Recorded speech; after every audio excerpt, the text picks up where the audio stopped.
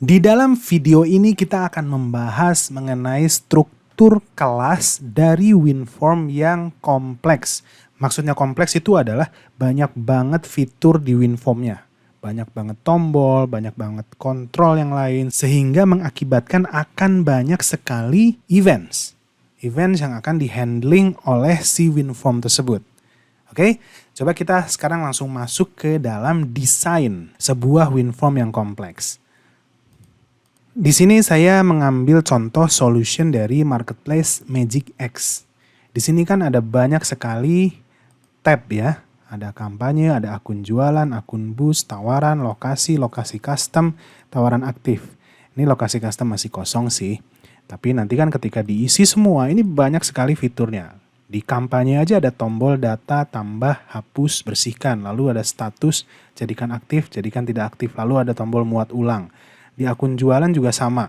Ada kampanye, lalu ada clear lagi, clear pencarian, lalu ada data, nanti ada lagi tambah, hapus, lalu bersihkan juga sama ya. Lalu statusnya juga muat ulang, ini juga ada, ini juga ada, ini juga ada, ini juga nanti ada, ini ada, lalu di sini ada lagi tombol utamanya, lalu di atas ini ada menu. Ini semua kalau diklik itu kan akan lari ke events ya, event handlers. Di WinForm ini akan banyak sekali event handlers. Dan barisnya itu bisa sampai ribuan. Ribuan itu agak sulit di maintenance ya.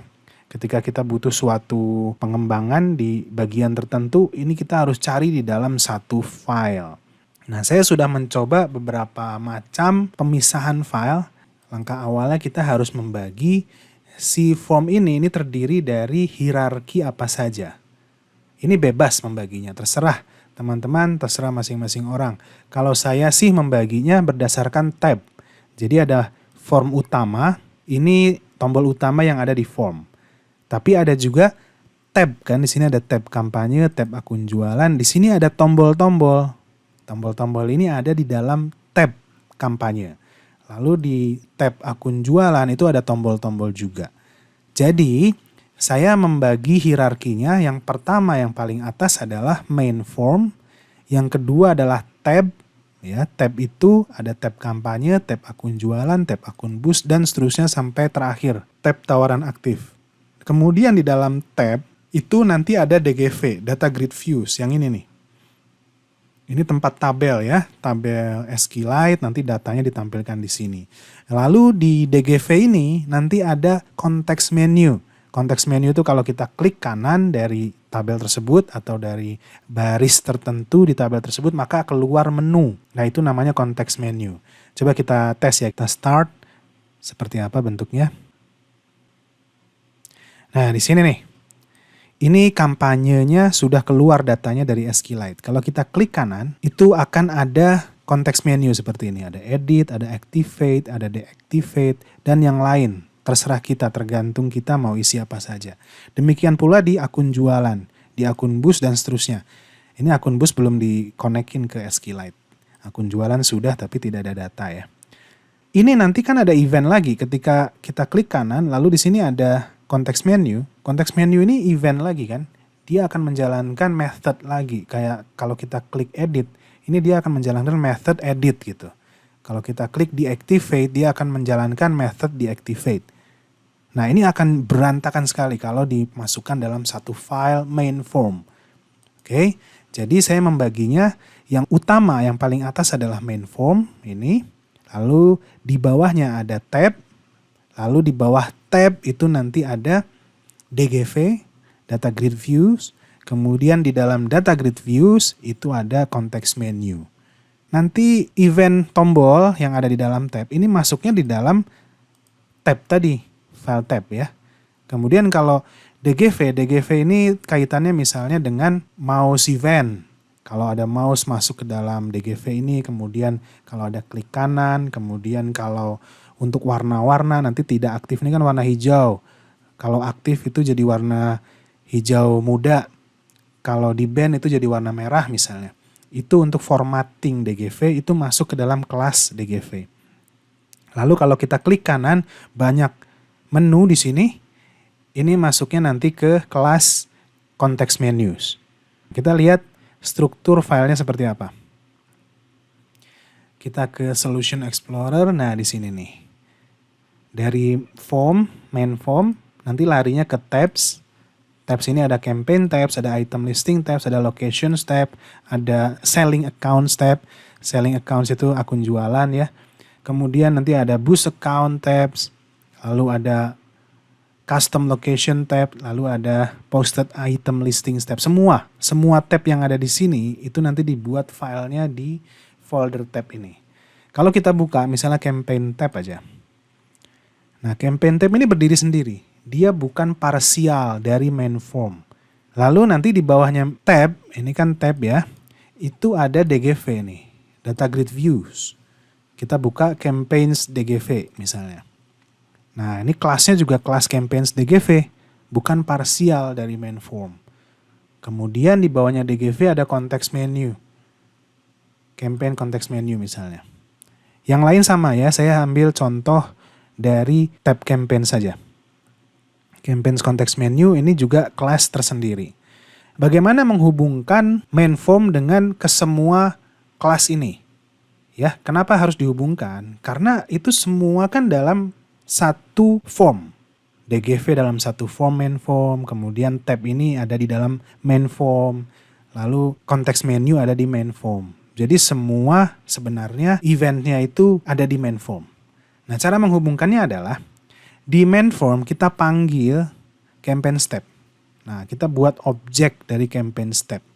Lalu kita passing main formnya ke dalam konstruktornya si campaign step. Supaya nanti di campaign step ketika butuh macam-macam dari main form, dia tinggal ambil yang di sini. Kita masuk ke sini, campaign step. Nah, ini konstruktornya, parameternya itu main form. Nah, nanti diisi this-nya dimasukkan ke dalam properti di sini. Jadi ketika kita butuh tombol, misalnya tombol yang ada di dalam tab tadi, nih contohnya nih, add campaign button, itu pakai main form titik. Karena tombol add campaign button ini adalah member dari main form. Jadi tinggal diakses main form titik nama kontrolnya. Nah, di kontrolnya sendiri, ini modifiernya harus jadi public. Jangan private. Kalau private nggak akan bisa diakses. Kalau private itu hanya bisa diakses dari kelas main form. Tapi karena public bisa diakses dari kelas manapun. Dalam hal ini campaign step. DGV-nya juga sama. Self formatting itu adalah events dari DGV-nya campaigns data. Nah, kalau kita mau mengakses campaigns data, yaitu dari main form. Sebaiknya ini klik main form aja ya. Jadi kita nggak pakai DGV supaya konsisten. Nah, seperti itu. Main form, campaigns data ini adalah member dari main form. Oke, nah ini tinggal dihapus. Di sini campaigns datanya tidak ada. Seperti itu ya. Ini ada error. Ini campaigns datanya jadi main form aja. Jadi nggak error tuh. Main form. Satu lagi. Nah, di sini. Seperti itu. Kemudian, kalau kita mau mengakses DGV, kita kan DGV ini diproses oleh kelas khusus, campaigns DGV. Nah, kita panggil dari campaigns tab di konstruktornya. Nah, di sini. Campaigns tab ini menerima parameter dari pemanggilnya, yaitu dari main form. Kemudian dia panggil yang di bawahnya, yaitu campaigns DGV. Dia bikin objek campaigns DGV lalu mempassing main form dipassing lagi ke sini. Lalu campaigns tab-nya sendiri dipassing sebagai this ke dalam campaigns DGV. Kita lihat campaigns DGV. Nah, ini main form lalu campaigns tab. Lalu di bawah DGV itu ada context menu. Jadi dia memanggil di sini campaign context menus. Lalu konstruktornya itu adalah mempassing lagi main form. Lalu campaign tab, lalu this. Kita lihat di sini konstruktornya si context menu. Dia menerima main form, lalu campaign tab, dan campaigns DGV. Dia yang paling bawah setelah dipanggil dia tidak membuat objek apapun karena dia yang paling terakhir. Polanya kelihatan ya, dari main form kita bikin campaign tab mempassing this. Lalu dari campaign tab kita mempassing main form lagi dan this. Jadi hanya memanggil satu ke bawah, tapi inputnya semua yang ada di atas dipassing lagi. Ini contohnya DGV. Jadi semua yang dipassing dari atas dipassing lagi ke bawah. Lalu diikut sertakan this. Oke, sama juga di konteks menu. Semua yang dari atas dipassing lagi tuh, main form, campaign step, dan campaigns DGV. Tapi dia tidak memanggil ke bawah karena dia yang sudah paling bawah. Nah sekarang kalau misalnya di level main form, ini kan campaign step dipanggil. Lalu selling account step dipanggil. Lalu location step dipanggil juga. Nah bagaimana kalau ada kebutuhan data untuk level yang sama? Misalnya dari campaign step itu ada data yang dibutuhkan untuk selling accounts. Contohnya misalnya kalau campaign ditambahkan, itu di selling account harus ada daftar campaign di tombolnya. Tombol pemilihan campaign. Di sini nih. Ini kalau kampanye ditambahkan gitu ya, datanya ditambahkan, nanti di akun jualan, di bawah tombol kampanye ini ada daftar kampanye yang sudah diinput. Itu ditambahkan secara programmatikal, tidak secara visual UI di sini. Nah itu kan berarti si selling account tabs ini butuh data dari campaign step.